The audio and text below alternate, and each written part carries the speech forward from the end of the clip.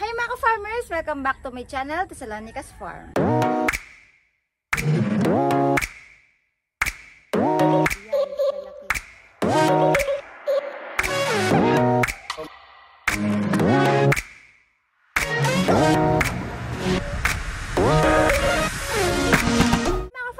For today's video, so okay na tayo ngayon ulit. Nakaka-vlog na tayo dito sa farm dahil dala ko na yung aking sasakyan sa Toyota Tagbilaran. So medyo refresh na po ulit ako at hinihintay ko na lang na ma-release para may magamit na po ulit ako.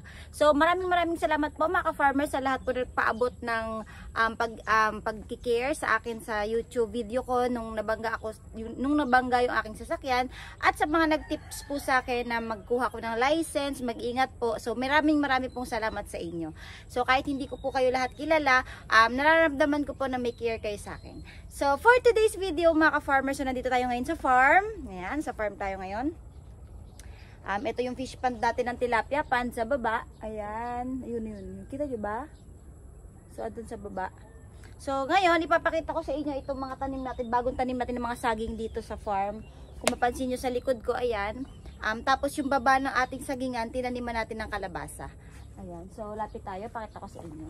So different varieties na to mga farmers. So may mga lakatan, may mga cardava. So ayan, pero mas marami dito sa farm is cardava. Ayan, so makita nyo, napakaganda ng tubo ng ating mga kalabasa. Ayan o. Oh, yan, ang ganda ng tubo. So nakita nyo mga farmers, napakaganda ng tubo ng ating kalabasa dito sa aking farm. Ayan. Tapos pati yung saging natin, ang napakatataba at green na green. So nakakatuwa, lalo grabe yung puno dito, super laki. Halika, puntahan natin. Ito nga palang video na to, so una pinapakita ko lang sa inyo itong mga tanim natin na saging dito sa likod ng aking farm. Pero itong video na ito mga farmers, kami po ngayon ay nagpupunla ng mga saging, nagsisidling kami. At may napanood kasi ako sa YouTube mga farmers na way kung paano magkaroon ng magandang saha or magandang seedling ng saging. Ayan, kaya ipapakita ko sa inyo at tinatry namin itong gawin ngayon at share ko po sa inyo para if ever maganda po yung kalalabasan, so pwede nyo pong gayahin dahil napanood ko lang din ito sa kapwa vlogger natin sa YouTube. Later ipakita ko po kung kanino ko napanood. So para share lang tayo ng ideas. So maganda po kasi na nag-share tayo ng ideas kasi marami po tayong natututunan sa bawat isa. So maganda na hindi tayo nagdadamot. Ayan, so punta tayo dito sa baba. Pakita ko sa inyo yung may malaki tayong saging dito na ayan, meron tayong malaking saging na puno. Grabe, giant dito. Mga variety pala ako dito mga farmers ng cardava giant. Meron ako dito mga giant cardava. So yung bunga niya is super laki ng buwig. So ganun sana yung hinahanap ko lahat ng saging ko, kaso madalang po yung nagtitinda ng saha ng saging ng mga giant. So eto, pakita ko sa inyo yung puno. Iharap ko sa puno. So ayan mga farmers, grabing laki ng puno. Kasing laki ng katawan ko yan. Yan, malaki pa sa katawan ko. Yan, grabe oh. Hindi pa po namumunga yan. Wala, mga ilang months pa lang po itong saging na ito. Pero nakita naman yung katawan, super taba at super laki. So ayan. Ganda.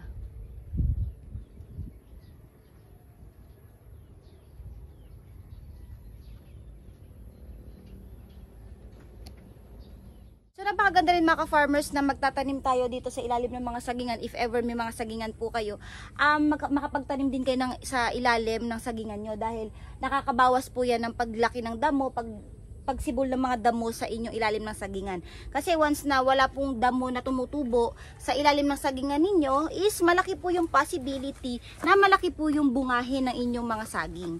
Kaysa po sa punong-puno ng damo, imbis na yung saging lang po yung sisip-sip ng nutrients, ng mga abono, ng mga nutrients sa lupa. So mas may tendency pa po mga farmers na masipsipan ng mga kugo na damo, imbis na yung inyong saging na yung sisip-sip. Kung mapansin nyo mga farmers, yung aking tanim dito sa farm, napakatataba po ng mga saging natin dito. Ayan. So dito sa farm, nasa around 2,000 plus puno na po ako ng saging nakatanim dito. Hiwa-hiwalay na po siya, meron na po siyang cardava, may lakatan, meron din tundan konti. Pero yun nga, mas marami po tayo dito is lakatan. Ay, lakatan, saba or cardava. So bago tayo umakyat doon sa taas sa ginagawa natin na seedling ng saging, pakita ko muna sa inyo po itong ating fish pond. So hindi ko to na vlog last time eh. So ayan mga farmers, so napakadaming laman. Ayan. So ito po yung ating fish pond ng tilapia. So ito po yung pinagawa ko sa backhoe, yung pina-excavator ko po. Super laki po ng pond natin na ito. At ayan, ito po ay nilagyan ko ng halos 40,000 fingerlings ng tilapia. Ayan, so hindi ko lang po na-vlog mga ka-farmers kasi nung nalagyan po ito ng fingerlings na 40,000 piraso, so nasa Cavite po ako, umuwi po ako saglit nun. Kaya hindi ko po siya na-vlog. Pero ayan, may laman na po yan na 40,000 piraso ng isdang tilapia. So, pinipili ko po ibuhay ay tilapia kasi mas madali po siya sa market ibenta. Tapos, yung presyo po ng tilapia, maliit man po malaki. So, halos nagtutugma lang rin po sa presyo ng bangus. So, yun nga, mas mahirap pa pong buhayin yung bangus. Minsan, nagkakamatayan. Minsan naman po, hindi po nakukuha yung gastos compared po dito sa tilapia na halos pagka nag-harvest ka, siguradong buyer na po yung lalapit kasi demand na demand sa market ang tilapia. So yun, let's go mga farmers, akyat na tayo sa taas at ipapakita ko sa inyo mga farmers ang ating sinisidling na saging dito. Mga farmers, yung ating sinisidling na saging. So, itong variety ditong saging na to, yan, pinapakita ko sa inyo. Ito ay Giant Cardaba. Yan. So, ang bunga niyan, possible na umabot ng 60 up to 60 kilos ang isang buwig. Ayan. So, ito yung mga so, ito yung mga sinisidling natin na mga saging. So, papaliwanag ko sa inyo kung paanong step yung ginagawa namin para maparami yung punla. Ayan. So, ito po yung ating napagputulan na. Ito, unahin ko muna sa ipakita. So, yan po ay hindi lahat matatapon dahil ito po ay papakain natin sa mga baboy. So, alam naman ninyo sa mga old viewers natin na itong saging na saha, ay itong saging na trunk, isa sa pangunahing pinapakain namin sa mga alaga naming baboy. So, once na makat na yung pinaka-ugat, ayan, yung pinaka-ilalim. So, ayun naman yung gagawin yun. Ito lang, pakita ko muna sa dito. Ikaw, wala ka i-shoutout na idol? Ha? Sali na lang daw i-shoutout. Ano ba? Shoutout Sali, pagaling ka na. Babe. Ano ba? Babe. Pagaling ka. Shoutout ka daw kay Sali. Galing nga magkailan ni mo. Ay, nagkagawin nyo na na. Siyo, lasig tanaw. Ito na. Shoutout kay Yol. Shoutout Yol. Sige ba? Dali sabihin mo na shoutout kay Yol. Shoutout kay Dali. Yolax. Pantay. So, ayan. Nahihiya si Kuya Lito mag-shoutout. Ayan. So, ayan. After maputol ng pinaka-ugat niya, ito na. Dito na natin pinilalagay. So, ito naman yung ginagawa. Ayan. So, ayan. Bakit kinakat itong pinaka-ilalim? Ito, hindi nabalatan to. Tanggalin yung ugat. Ugat. Pati yung balat. Para maging puti siya ganyan. Puti. Ang purpose daw nito, sabi ni Ga Agri TV, Oh. nanood tayo sa vlog niya kung paano mag macro-propagate ng saha ng saging. Pag hindi mo daw tinanggal, hindi mo binalatan, ito. Ito. Pag hindi binalatan, yan, may mga black na para Pag ugat. hindi mo siya binalatan, pag ugat na yung tinanggal mo, yung mga mata lang dito, yung mga parang nodes, yun lang yung tutubo. Ulit Yung sa kung- puno. Kung 4 na piraso lang, 4 lang yung tutubo sa isang ano. So, kaya Pero pag- gaganituhin. Pag balatan mo siya, matanggal na yung mga ano. May bago daw na ano, mas marami yung Tutubong. tutubong mga maliliit na saha. So, maganda yun sa saging. Oo, mas marami daw yung ano. So, sa isang ganyan, mga ilang piraso yung makakat? Ito kasi, nasagta nga, gawin itong 8. 8. Ito, pagtapos balatan, tanggalin to. I-divide sa 8. Divide na, tanggalin to. Paliwanag natin. Base sa napanood natin. Ayan. So, ayan, yung loob. So share namin sa inyo mga farmers yung napanood namin para if ever gusto nyo rin po magparami ng mga saging nyo. So may idea rin po kayo kung paano. So ito ay first time din namin gawin. Kaya po tinatry din po namin. Ito lang sila kung maganda yung resulta. So ayan. Pagka ganito, malinis na. So, di ba ito sa 8, depende sa laki ng saha. Pag ito malaki, pwede ito gawing 8. Oo. O higit pa. Pag maliit, pwedeng 4 lang, 6 yan. Sige. So maganda pala yan dahil sa isang puno ng lakatan, ay sa isang puno ng saging, so marami tayong magagawang seedling kaysa sa isang pirasong saha lang. Oh, ito. Ayan. 4 na. 4 na. Ganyan ba yan? Ano? Okay. Yan. Yung 8 na to. So 8 piraso mga ka-farmers yung nagawa natin sa isang puno. So kaysa sa bibili po tayo ng saha or followers sa mga nagtatanim ng saging, so ang presyohan kasi dito ng mga saha na follower is nasa around 10 to 15 pesos. Depende po sa variety ng saging. Tsaka wala nang mabibili, wala makukuha. Tsaka nagkakaubusan ngayon ng saha kasi itatanim natin. nagtatanim din yung iba ng mga saging, yung iba hindi na nagbibenta. So ayan na po yung pinakakatapusan niya, yung yung isang puno naging 8 na po yung seedling na maaari po nating ipunla. So yan mga farmers, nakagawa tayo ng 8 cut sa isang puno lang ng saging. So ito namang itong per piraso niyan, ilang saha ang lalabas diyan? Iba-iba eh. Base sa may napanood ako na yung vlogger sa Nigeria tayo. Yung isang saha maging 8 siya. So ito na yung isang cut.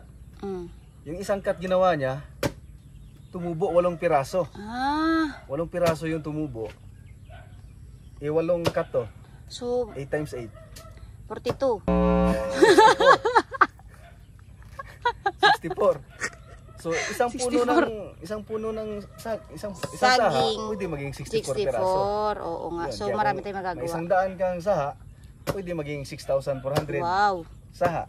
Okay. Pero iba-iba kasi may ganito niya, 2 piraso lang tumubo. So makikita natin yung pagka may tumubo, ma-update natin kung ilan yung na lang. piraso yung pwedeng tumubo sa isang piraso niyan. Possible lang na sa isa pwedeng 8. Okay. Pwede tayong makuha ng siguro maximum siguro yung 64. Okay. Pero may Depende rin siguro sa puno yan. depende sa So ito na yung natapos namin mga farmers na parang isi-seedling na rin to no?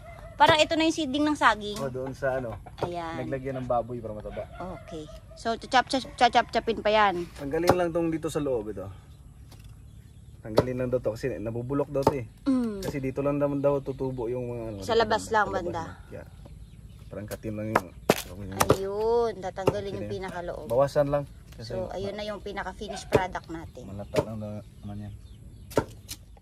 So ito mga farmers, kasalukuyan pa kami dito nagkakat ng mga ugat ng mga saging natin. Ayan.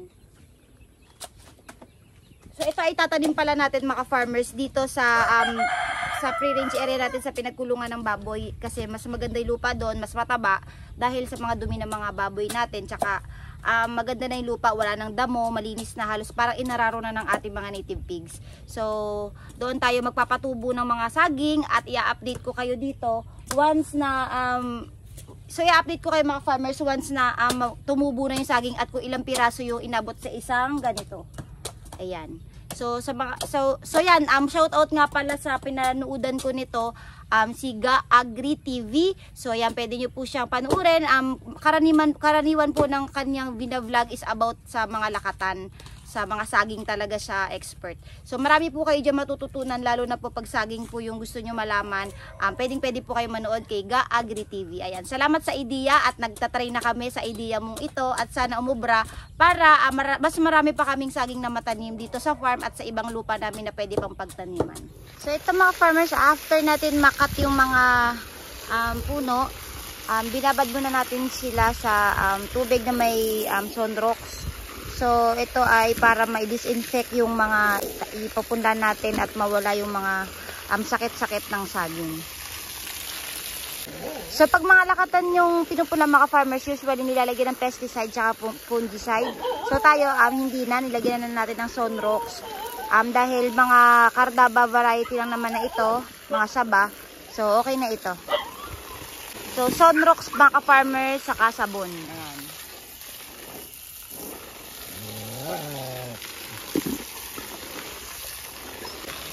So, ibabad lang namin ito ng 30 minutes mga ka-farmers.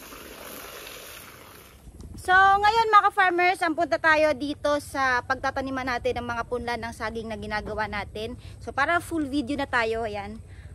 Dahil dito inaayos na rin yung ikatatlong free range area kung saan ililipat yung ating mga alagang baboy na nakalagay sa pangalawang area. So sa first area, yun yung tinaniman natin ng pechay. Nga napakagaganda na ng pechay ng tubo natin. So pangalawang area, nandito pa yung mga native pigs natin. So etong ikatlong area, ayan. So eto na yung ginagawa ngayon natin para lipatan nitong pangalawa. So tingnan natin. So mapansin nyo sa paligid ko, talagang lahat ng buong farm ko is pinalilibutan niya ng saging. Halos lahat yan may tanim na saging. So i-update ko na rin sa inyo to, is idamay na natin sa update. Yan. So yan mga ka-farmers, yung ating mga pechay. So yan, malalaki na. Hanggang dun. So iharap ko yung camera para mas makita nyo. So ayan mga ka-farmers, mayroon pa tayong bonus na kalabasa. So hanggang dun yan, ayan, malakita nyo, medyo malaki na yung ating mga pechay. So hanggang dun yan mga farmers. Punong-puno yan. Okay, yan. Kita-kita nyo, ang kapal at ang lulusog. Yan.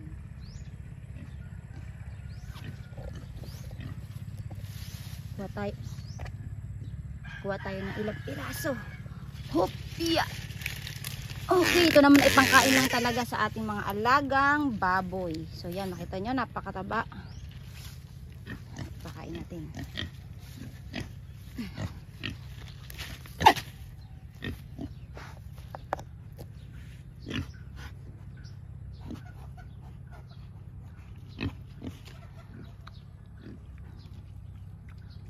Dik, dik, dik, dik, dik, dik.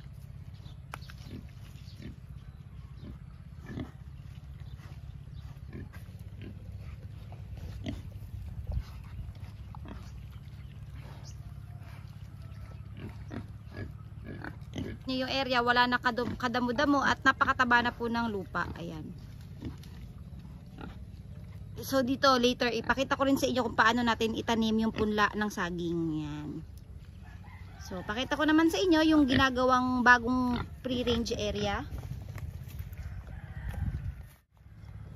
So ito katabi lang nitong ating second area, ito ikatlong area. So meron tayo dito nilagay para sa ating mga manok. So ayan mga farmers, ang dami kong mga activity dito last time, hindi ko na vlog. Ayan may manok tayo ngayon. Tapos dito naman yung ikatlong area. So ayan. Ito naman yung paglilipatan ng mga baboy natin sa pangalawang area. So ayan, hanggang doon yan mga farmers. Ayun sila Ruel at si Melvin. So ginagawa na nila yung net para ikulong yung kulungan para hindi makalabas yung mga baboy. So yan. So ito naman yung pinaka bubong. So ito naman yung pinaka ano nila silungan kapag umuulan. So lalagyan pa yan ng yero para bubong nila pag sobrang init. So naka-install na rin dito yung electric fence. Ayan. Meron na rin po tayo dyan electric fence. Ayan. Tapos ito na rin po yung supply ng tubig natin. Ready na rin po, nakaabang na yan para sa kanilang tubig. Ayan yung hose. So kailangan po sa baboy natin may laging reserba sa tubig dahil pag sobrang init, kailangan ng baboy inom ng inom. Yan. So yun mga ka-farmers, so ready na yung ating ikatlong area mamaya. Babalikan ko yan kapag ililipat na po yung mga baboy dito. At once na itanim yung mga punla ng saging, so ipakita ko po yan lahat sa inyo. So babalik ako mamaya. So yan mga ka-farmers, nakatulog ako. Hapon na ako nakabalik. So, nilipat na rin nila yung baboy. My God, makakaantok na antok kasi ako kanina eh. So, eto mga farmers, nailipat na natin yung baboy sa ikatlong area natin. So, bagong gawa na yan. Ayan, kung mapansin nyo, may mga damo-damo pa compared dun sa kabila. Halos wala na kayong makitang green. So, ayan. Hindi ko napakita yung mukha ko mga farmers kasi bagong gising ako. So, yan, mga baboy natin. May bago na naman silang bubungkalin. Yan, tingnan nyo naman kalakas kumain ng damo ng mga yan. Kaya wala pang ilang araw, malinis na ang area agad. Oh. Sige. Yan. Dik, dik, dik, dik, dik, dik, dik. Naku, may nakain na ano. Yan, tingnan nyo, sisipag nila bumungkal.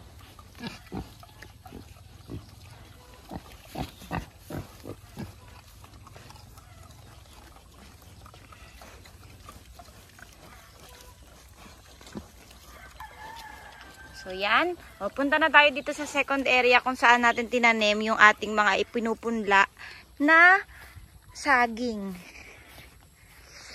Ayan, puro saging to mga ka-farmers lahat to, makita nyo. Lahat po yan saging. Nagsawa kayo sa saging dito. Yan. Saging, yan, saging. Saging. Puro saging dito. Ito, saging din yan. Ayan, si Kuya Lito nagtatanim. So, ganito na pala yung way ng pagtatanim natin mga ka-farmers ng sahan ng saging na dinivide natin. Ayan. So, yan itsura.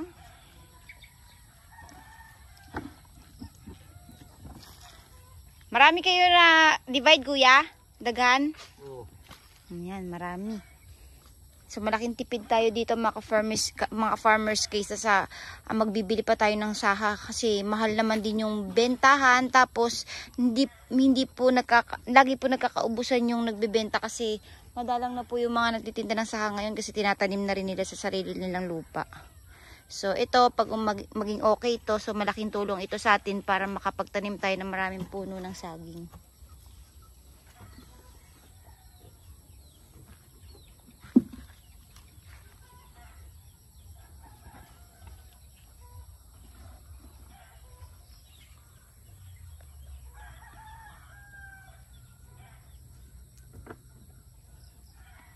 Ayan, so mataba itong lupa natin kasi may mga dumi to ng native pigs.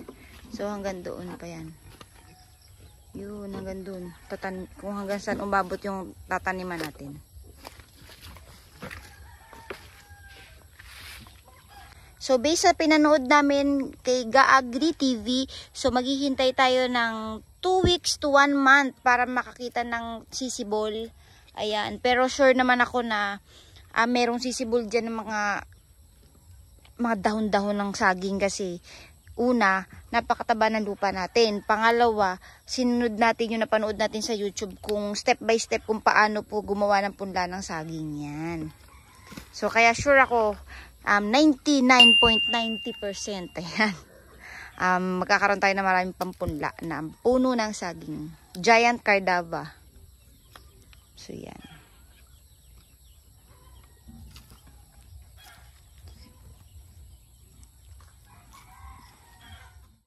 So yun muna mga ka-farmers for today's video.